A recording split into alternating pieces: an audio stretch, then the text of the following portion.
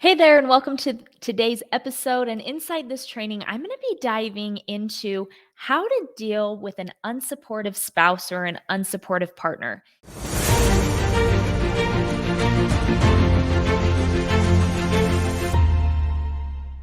It can be really hard to find the motivation to want to grow this when you don't have the support of the person that you love most. And so, inside this training, I'm going to be giving four tips, some insights on how you can gain your partner, your spouse's support when it comes to growing this business that you're so excited about. So, if we're meeting for the first time, my name's Carrie Hyam. I am one of the Beach Boss influencers. We call ourselves the Beaches.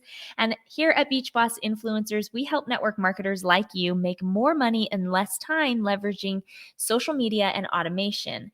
And when it comes to growing your network marketing business, having the support of the person that you love most is, for a lot of people, it can end up being a deal breaker. It can end up being that wedge that causes a lot of people to quit. And I know you're not a quitter. You want to make this work.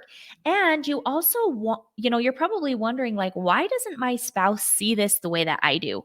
So to give you a little bit of background, when my husband and I first joined the network marketing industry, it was back in 2013. My husband had just been laid off from his job for the second time in our marriage, like a major layoff. He ended up having to, it was like moving industries, like it was rough. And he was the one that brought me network marketing.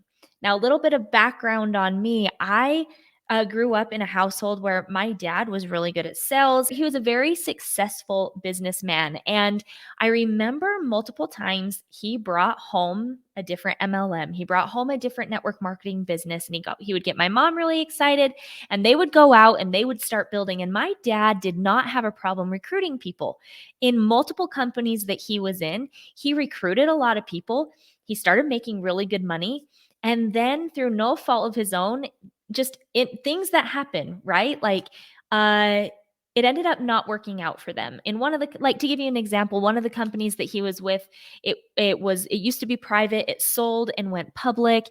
They changed this compensation plan. He went from making about 5 grand a month to making like $500 a month. Like, it was those type of things that he just could never really gain the momentum, really gain.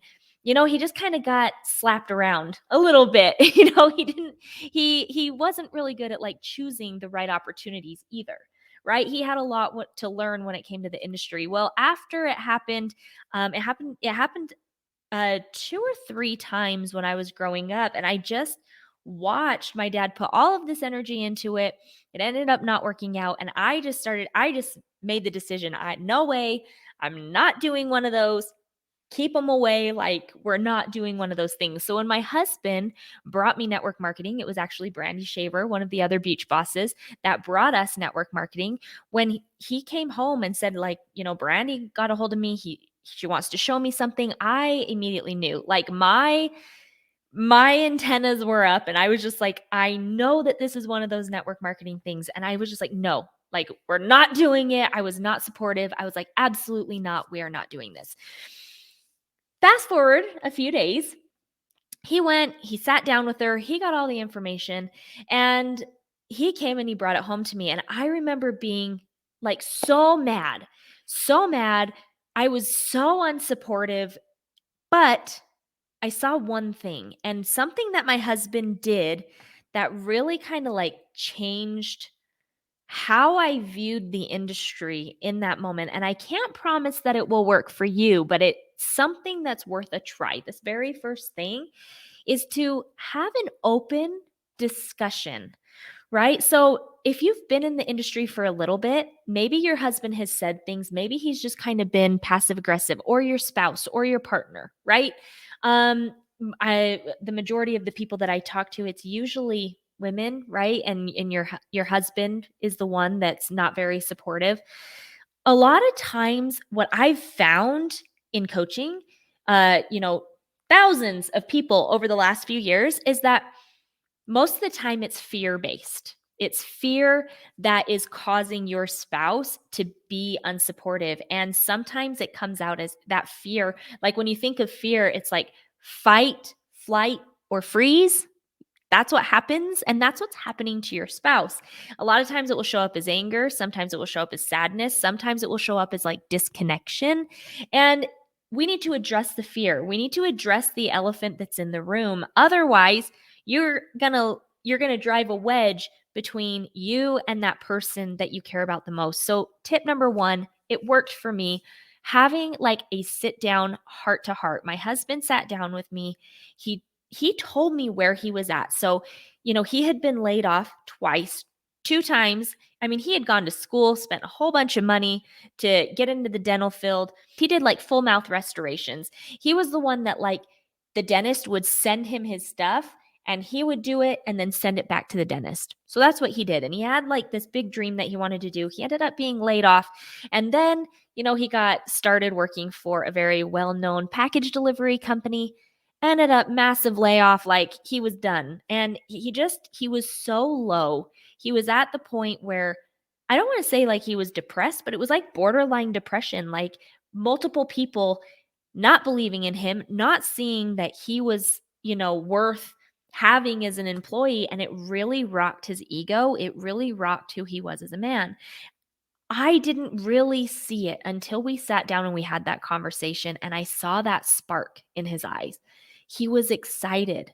He was excited about the life that could be, right? What could be if he were to be successful and if we were to be able to grow this.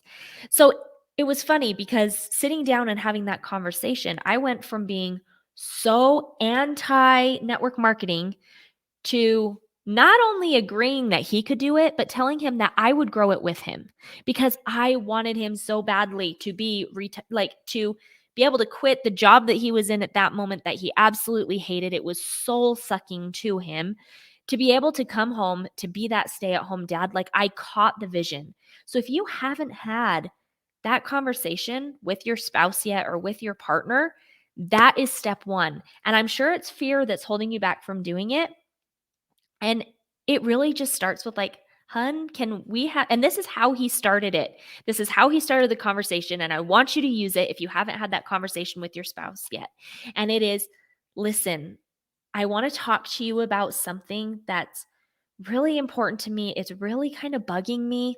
Um, I just ask that as we have this conversation, will you be Switzerland?" So Switzerland to my husband and I, when we say that, that means like come into this conversation neutral, right? Switzerland is neutral. We are not going to like be Switzerland. That's what we say. And when we're Switzerland, it's like, okay, I'm not going to have judgment. I'm not going to come in with anger. I'm going to try to have an open mind. And that's what you need to have. That's how you both have to go into that conversation. If you come in accusing or saying, you haven't been supportive or like really dogging on them, it's just going to put up again that fight, flight, freeze.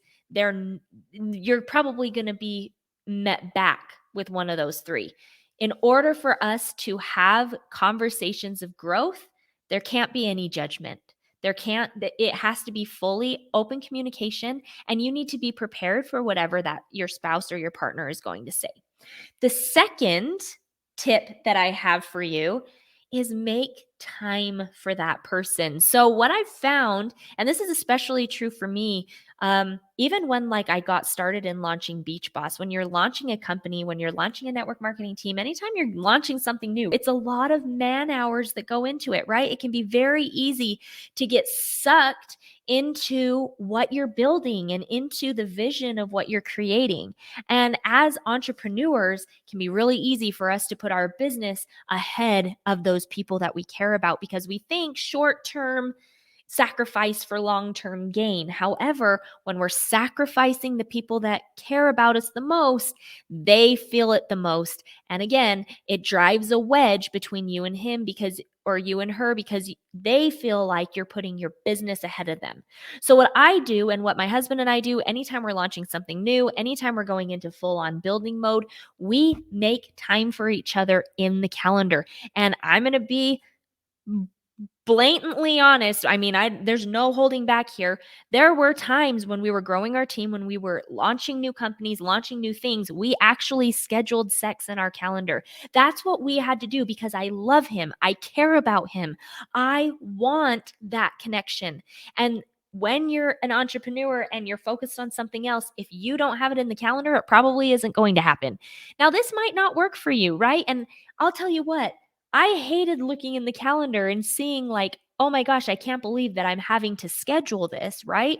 But I care so much about my relationship with my husband that I was willing to do anything that it took to make sure that I kept that connection strong, that he knew that I loved him, that I wasn't putting anything above my relationship with him and with our children, etc. And so do that. Make sure that you have time in your calendar to do what it is that you guys do to connect, right? My husband and I are both physical touch and quality time. So for us, sex is a big thing for us, okay? And it's probably a big thing for you too. It's okay to say, you know what? I'm spacey. It's easy for me to, get lost in my work. So I'm going to make sure that I schedule the time just for this short period of time, right? It doesn't mean you have to have, Friday night at 7 o'clock every night, every Friday night at 7 for the rest of my life, I'm going to be having sex. No, that's not what it means. It just means that you're making sure that you're making your partner or your spouse that number one priority. Okay. The next tip that I have is to actually treat your business like a business.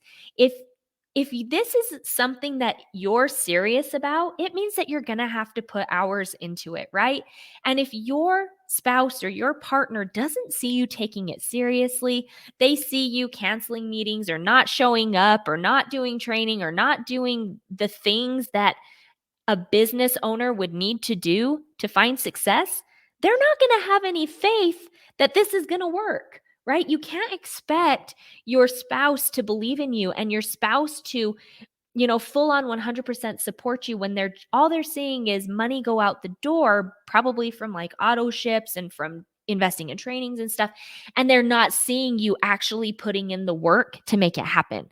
If you want your partner to think differently, start putting in the work. And that leads us to my fourth and final tip for this training, which is make money, get results. Let your spouse see that this works. The quickest way to have your partner, your spouse think differently and come around is to start putting money in the bank account. All right. So hopefully you got value out of this training. If you want more help from Beach Boss influencers on how you can grow your business using social media and automation, making more money in less time. That's the biggest thing. We're all about building for profit, not just for rank, not just for status. We want you making money so that you're able to live the life that you dream of living and do the things that you want to do with the people that you want to do them with, right? That's what we probably all get started in this industry for. So if you want our help, if you want a step-by-step guide, a step-by-step roadmap, hand holding, someone showing you how to grow this thing using professional strategies that you can be proud of in growing your business, then let us know below. There's going to be a link somewhere attached to this video, depending on where you're watching it. Grab that link, go and get the training that you need to make this business successful so that you can get that support from the person that you care about most. And this training is a wrap. We'll see you on the next episode.